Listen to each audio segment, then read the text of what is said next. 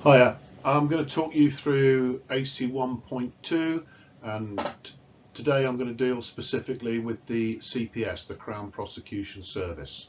So you are required to know all about the different agencies within the criminal justice system, and this agency, the Crown Prosecution Service, well, it's basically responsible for prosecuting people in England and Wales who've been charged with a criminal offence. Now I'll look at the role in a little more detail in a further slide, but that is its main role. It's been in existence since 1985. It came into being as a result of the Prosecution of Offences Act. Prior to that, really it was the police that made the decisions about whether to prosecute or not. And it was felt important that the Crown Prosecution Service was started because it's an independent judicial agency. So it's made up of legal people, legal experts, but it's independent of the police, and so therefore it stops that criticism of the police being biased. And that was seen important, particularly with some of the miscarriages of justice that were going on in the 1980s. The head of the CPS is known as the Director of Public Prosecutions. You'll often have heard of that in the news. And the current Director of Prosecutions at the time of doing this PowerPoint is Max Hill, and that's what he looks like. And you may notice that on the PowerPoint he's got the initials QC after his name. That stands for Queen's Counsel, which means that he's a highly trained legal professional. He in turn is answerable to the Attorney General. The Attorney General is a government minister, and they have oversight of the CPS. And again, at the time of writing this PowerPoint, it's Suella Braverman MP, and that is Suella Braverman. So old Max is answerable to Suella. Right, let's have a look at how they're funded. Well, you often get questions in the exam about how various government agencies are funded, and the standard answer to the CPS, well, it comes out of government funding, so basically it's our taxes that pay for it. But the sharp money also knows that there are other ways that the CPS can gain money. So in 2018-19, £527 million was given to the CPS. They've recently received a big boost from Boris Johnson. I think it was a further 18 million on top of that, because they claim that they have been underfunded or had reductions in funding for many, many years. But how they make a bit of money is through the following. If you hear about costs being awarded in a court case, that's the cost of bringing the prosecution, that will be refunded by the defendant, and it's paid directly to the CPS. And the other way the CPS makes some money is that they can confiscate assets from criminals and sell them to the general public. So that means that they can make a bit of money that way. So if you ever see police auctions, that money is going back to the CPS. So let's have a look more about the role of the CPS in more detail. So they will advise the police in their investigations. So they'll give them advice on, let's say, what evidence is needed to build a case, how their lines of inquiry should progress. The other thing they will do is they independently assess the evidence. So basically the police, under the guidance of the CPS, will amass all the evidence. They'll then present it to the CPS, and they will look at that evidence, and then they make the decision whether or not to prosecute, and also what charges to bring. So they might make a decision the evidence may not point towards a murder charge, but might point towards a manslaughter charge. Or they may make the decision that there's not enough evidence to bring a charge and won't charge at all. Once they've made the decision to charge, the CPS are then responsible for preparing the case, and they will be the people that will prosecute the case in court. So the prosecution barrister, the prosecution lawyer, will be employed by the CPS. At the same time, they will also, any expert witnesses that are brought in for the prosecution will be used or be part of the CPS, or they're self-employed, but they're hired by the CPS in court cases. And finally, the last thing they do is they also assist and support the victims of crime and prosecution witnesses, so they're preparing for the case. If they require witness protection, that sort of thing, they'll liaise with the police over that. So the key part is this next few slides. You have to know this, it comes up fairly regularly, and it's how the CPS make that final decision to prosecute. And it all hinges around their code of practice, which basically sets out the fact that they have two tests that have to be applied. They apply the test number 1. If that's successful, they move to test number 2. If both the tests are satisfied, then they go towards a prosecution. So let's look at those two tests, okay? The first test is the evidential test. So the Crown prosecution will be going, right, have we got enough evidence for there to be a realistic prospect of convicting the suspect? In other words, is it likely that we are going to get a guilty verdict with this evidence? Okay? And the CPS are going to check things like, you know, is the evidence that's been collected, will it be admissible in court? In other words, has it been collected properly? Has it been stored properly? Have we made sure it hasn't been contaminated?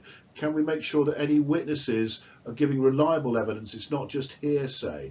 Are the witnesses credible? Are they believable? Or will a court not trust or believe them?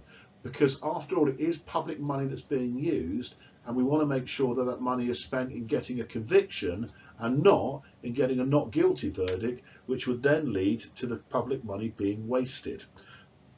So that's the evidential test. Once that's done, and they're happy that they've got a chance of getting a realistic prospect of conviction, they move on to stage 2. And that is called the public interest. I'll remind you again, it's that taxpayers' money that's funding them. So they're asking that question is, are we using this money responsibly? Is it in the public's interest to prosecute this case? So what they've got to decide really is they've got to look at the factors for and against a prosecution.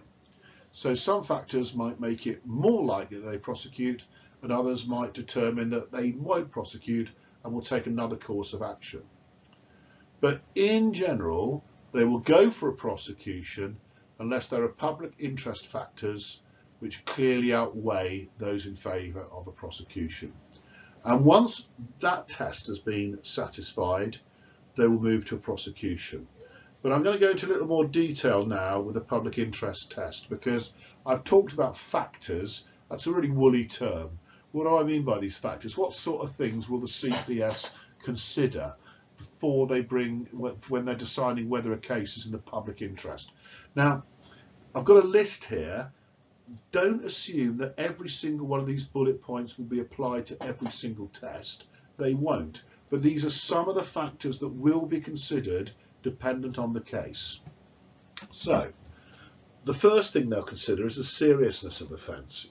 Now, if it's a murder, if it's a rape, if it's grievous bodily harm, if it's fraud of millions and millions of pounds, it's a serious offence, and that needs to be chased and it needs to be prosecuted.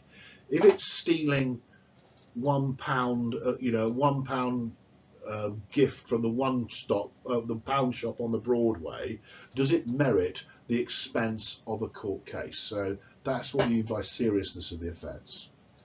The second thing they might consider would be the level of culpability. I've put the word culpability in bold because if you use technical terms in the exam, you will get more marks. And the culpability just means how much blame is there? How much to blame was the suspect? Were there mitigating circumstances that means that a jury might be more sympathetic, for instance? Okay, that's what we mean by level of culpability. They'll also factor in harm to the victim. Lots of people get involved in pub fights on a Friday night. If someone, slaps someone around the face, it's very different, and the victim, has a slightly stinging cheek, and someone beats 7 shades out of someone, and the person's left with broken ribs and loss of vision. That is more serious. They are more likely to prosecute if the victim is seriously injured.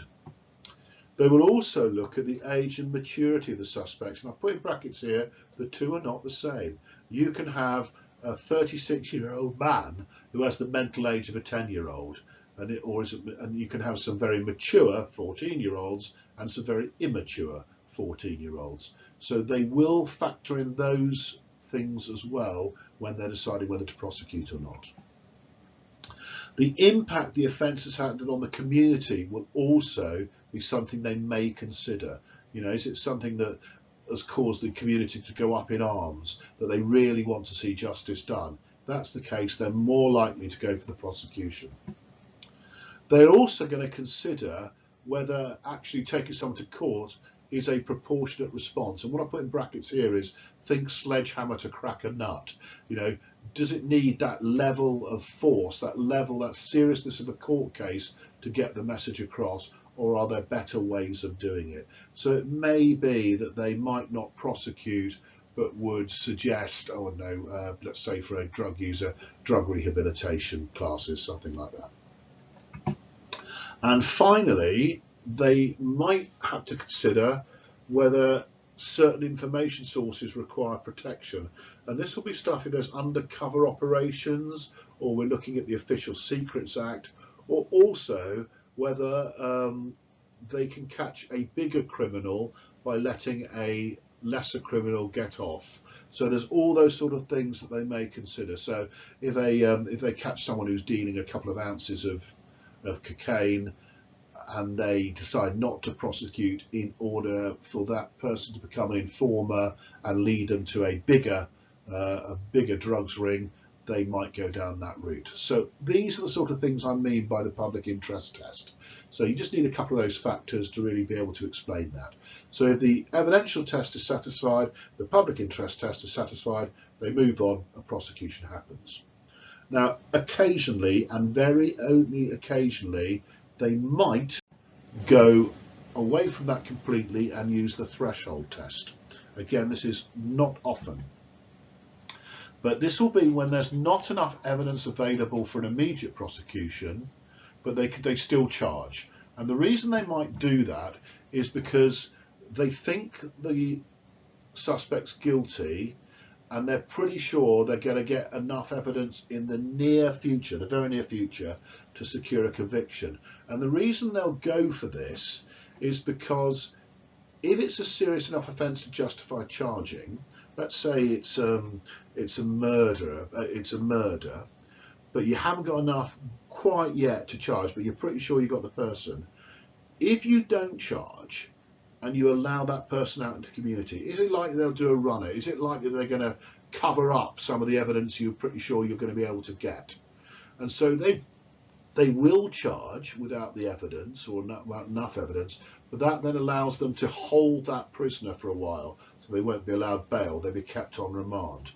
But nevertheless, prisoners' rights do have to be considered. So I have put here the CPS must keep the decision to charge under review. So they can't just go, oh, we're going to keep you for a week pending charges because we're going to search your property, etc., etc. Or we might think you're going to run the country, and then after a week you haven't found anything, oh, we'll wait another week and see how that goes. That wouldn't wash. They would have to have a finite term on that. So they've got to constantly review the charge, and if they can't get enough evidence, the person has to be let off. So as with all these sections, you've also got to consider how that agency works with other agencies within the criminal justice system. Well, really the CPS only really work with two agencies, and that are the police, and as I mentioned before, they'll advise the police on lines of inquiry, what evidence is needed, and then they'll build a case and instruct the police on how they're going to charge the suspects, so what crime the person's going to be charged with. And the other group they will work with are the courts. So they prepare and prosecute the case in court, and occasionally they might present cases to the appeals court. If the CPS think the judge has awarded an unduly lenient sentence, they think it's not appropriate, they may still go to the appeal court to get the sentence increased. That could happen. Hopefully now that all makes sense to you. Now, my final thing. I think you need to remember that in all criminal cases, they are entitled The Crown versus. Now, if you think back to the law-making process, the law's not a law until it receives royal assent. So the CPS are bringing the prosecution on behalf of the Crown, and the Crown is prosecuting the person or persons that have broken the rule of the country, the monarch's law. And that's why they're called the Crown Prosecution Service. In reality, the monarch represents all of us. So really the Crown Prosecution Service are representing us, law-abiding citizens, who are saying, you've broken the law, we won't stand for it, we will ensure that the justice system brings justice to the victim and also to the perpetrators of the crime. So that's the way to think about it. Think of the Crown versus. So, you know, if you're asked a question, the CPS, the Crown Prosecution Service, they are bringing the prosecution. They are leading the court case. They are getting the evidence, because after all, you're innocent until proven guilty. I hope that makes sense. Goodbye.